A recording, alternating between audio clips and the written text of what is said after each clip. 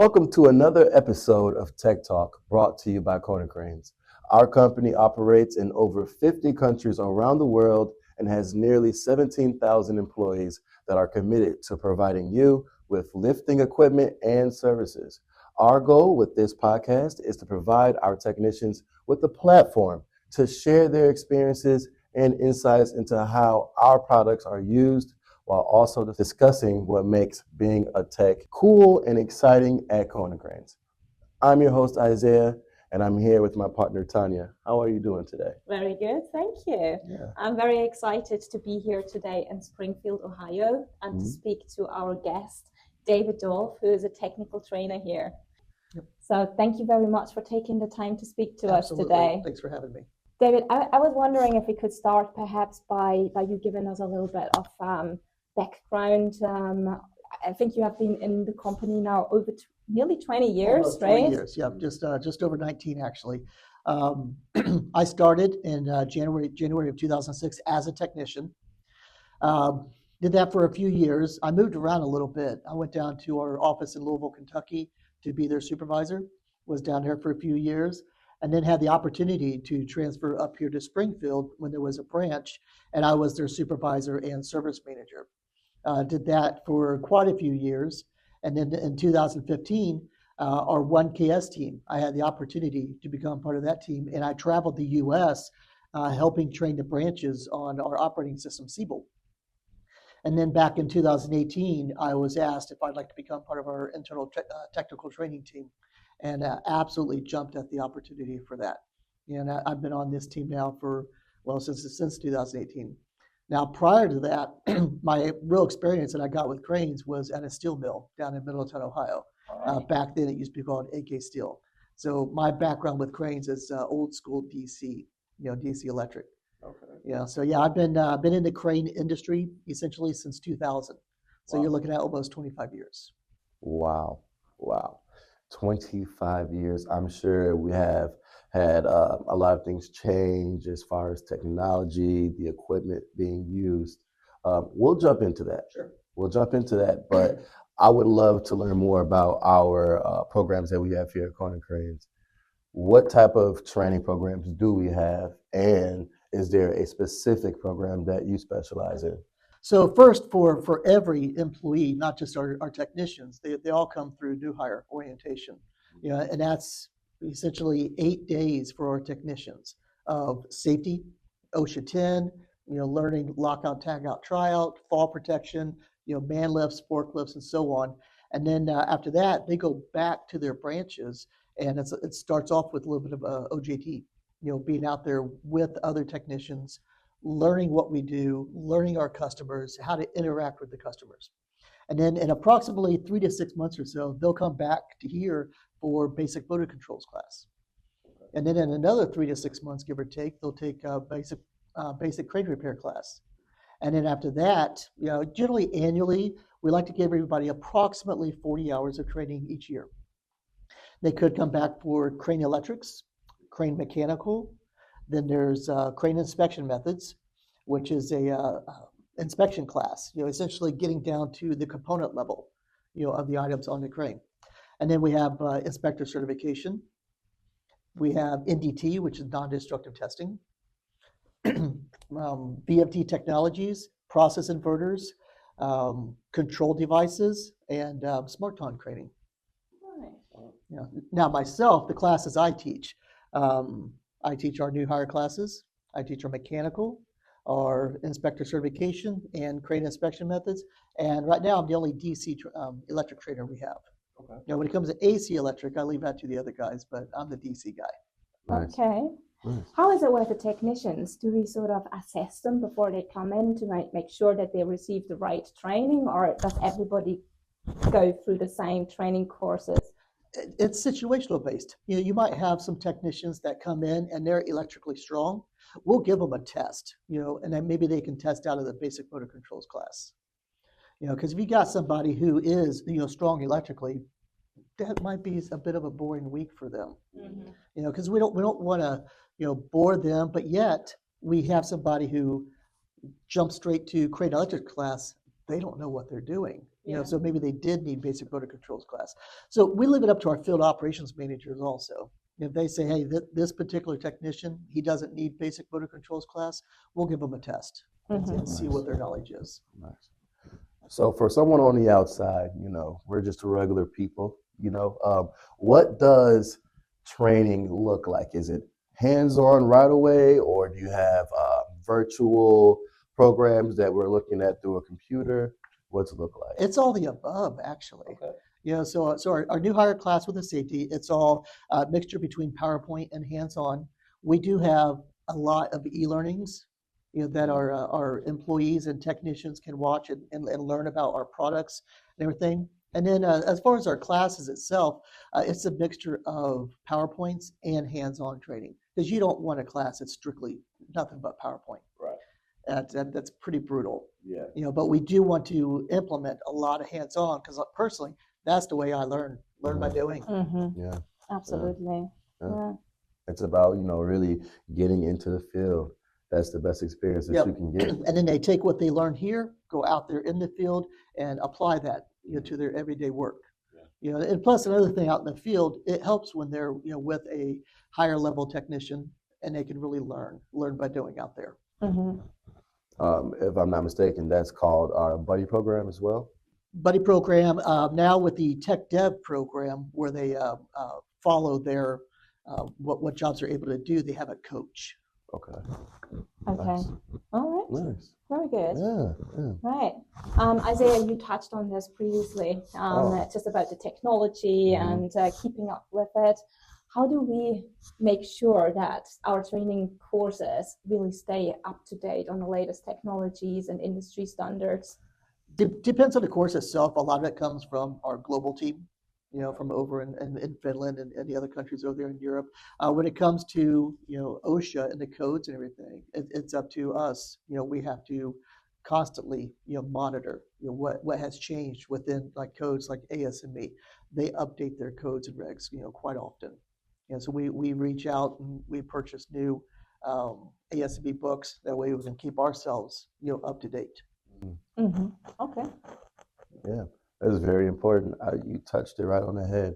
I was going to ask you, how do you stay up to date in things of what you do to prepare yourself to give your students the information? Do you have like a process? So generally, if if I have the time, the week prior, I get myself together. That way I can get everything ready for class. When it comes to updating myself, it's taking that time and going out there searching, see what's new, what's been updated, and that way I have to update myself up here. Yeah. Do you remember your first project that you worked on? As a trainer? Yes. Okay. So 2018, when I came to this team, prior to that, we didn't really have an inspection class. The inspection class then was 4 days of nothing but codes and regs. And then the 5th day was the inspector certification. That doesn't tell you much about components. Mm-hmm. So myself and my old boss, we created the class Crane Inspection Methods. And it takes us down to the component level, on the crane. How do you write up the action? When you find a bad component, do you recommend they lock it out? Do you recommend they repair it? How do you go from there? Mm-hmm. So that was a lot of fun. And that took about 6 months just to create that project. Okay. Yeah, and to this day, I hold it near and dear, to my heart, because I was, really involved in that as much as anybody could ever be. Mm-hmm. And it was a lot of fun. Sounds cool, and it sounds like training has evolved a lot over the years as well. Absolutely. Yeah. Mm-hmm. Okay. One of our utmost priorities at Konecranes is safety, obviously. Of course. How do we embed that into our trainings? Well, so as I mentioned, in new hire class itself is a lot of safety. And our safety managers are involved in new hire class. That way the new hires can learn, who their safety managers are. Mm-hmm. And then into that, for the technicians, the 8th day of their new hire class is spent specifically with the the safety team. Right. Okay. So they intimately get to learn, everything about that. And every month we have our monthly safety meetings. Okay, so it's not like you're taught all the safety and then you never hear about it again. Right. Okay, even within training itself, we partner with safety. I like to use the example that in the inspector certification, the technicians out there inspecting one of my cranes out there, if they fail to follow a cardinal safety rule, which is lockout, tagout, try out, wearing your arc flash, personal protective equipment, or tie it off with your fall protection. If they fail to follow those, I'm going to stop their inspector certification. Unfortunately, they're going to fail. Okay, so they have to come back at a later date. But on top of that, I make them write a letter to their significant other explaining why they just died. Oh, man. Fair enough. Yeah. It sounds a little harsh, but honestly, what impact does it have on them? None, because they're dead. Right. What impact does it have on their spouse? It really hits hard. Mm-hmm. I've had to do that 5 times since 2018. And each one, the guy's like, I never really realized. One specific technician, he took the letter home to his wife, and she framed it and put it by the back door. That way he can see it every day when he walks out that door. Yeah. And then she'll text him. That's good. Make sure you follow this. Wow. Keeps it in the back of the mind. You don't forget Absolutely. that. Yeah. Absolutely. Safety comes first. Yes. Yeah, wow. That is really great. I'm glad you shared that with us. Do you have any tips or advice for technicians looking for training, or a technician that's looking to join the Konecranes team? So as far as our technicians looking to do training, you have the ability to go into success factors, and look up what's available. Talk to your field operations managers. They can sign you up. If you do sign yourself up, you have to get approval from your field operations manager anyways, okay? There's plenty of learnings that we can do. And honestly, not all of the training is internal.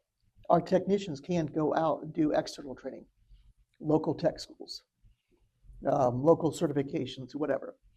They do have to maintain an A or B to get fully reimbursed. So that opportunity is there. And that's not just for our technicians, it's for anybody within the corporate or the company. They can utilize external training. And as far as somebody outside of Konecranes wanting to become a Konecranes technician, it's a great company. I mean, I've been around just over 19 years. I mentioned the several roles I've had. The longevity is there. Okay, I love it. I love it's been for me every position I've had and every department I've worked in. It's been a family. Okay. You and we make it fun too. If you don't have fun with your work, why come to it? Yeah. Mm-hmm. So the family that I have now, within training, it's not like no other. That's amazing. Yeah, I love to hear. Yeah, it. that's amazing. Yeah. You have any more questions, Tanya? Not directly to technician training. I was just wondering, do we also offer trainings to our customers? Yes. So we have the Konecranes Training Institute, and you know what? I totally forgot to mention it. I do some of those also. So for our customers, we do offer crane operator training, rigging, electrical, mechanical. There's a whole array of different classes that we offer our customers, and I do have the opportunity to teach crane operator training and rigging, mechanical, and inspection classes to our customers, and it's fun to do because it's a different audience. Mm-hmm. I have to change my way of thinking and my way of teaching when I'm teaching a customer compared to when I'm teaching technicians. So it's a fun challenge for me to do that also. Yeah. I can imagine that, and I guess you get a lot of feedback as well in terms of like how the equipment performs, what the issues are on site, perhaps. Mm-hmm. Absolutely. It's a lot of fun. Because they get to go to the customer sites, to see their equipment, to see how they operate it, and it's fun to see what their product they're making is also. Oh, yeah. That's always a fun part of it. That's pretty cool, and to see their perspective and how our actual products are being used. Mm-hmm. Yeah, that's pretty cool. Okay. Sounds good. We won't hold you too long, but we would love to know if you've ever had a crazy experience here, or you have a crazy story that you would like to share with us. 19 years, I know something. I know you can pull something out of the closet for us. Oh boy. Boy. Okay, early on as a technician, and this does not happen anymore. Okay, what I'm referring to is my days as a technician. I got asked to go to West Virginia over the weekend and ended up working 24 hours straight. Wow. Yes, it wasn't originally planned. I was planning to do 2 12-hour days. Some guys on the midnight turn didn't show up.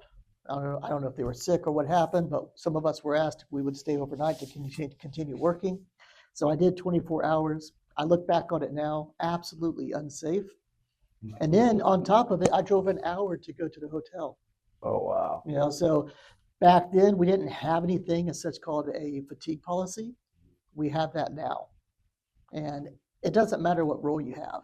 It doesn't, if you're a technician, a trainer, yourselves, or senior VP of the Americas, everybody within Americas follows this fatigue policy. Mm-hmm. And from time you turn your key on your vehicle to the time you turn it off, it's be no more than 14 hours.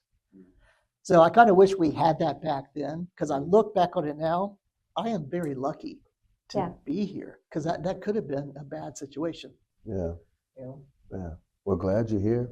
We're glad that we have those policies in place now, because once again, safety does come first. Mm-hmm. Absolutely. Yeah.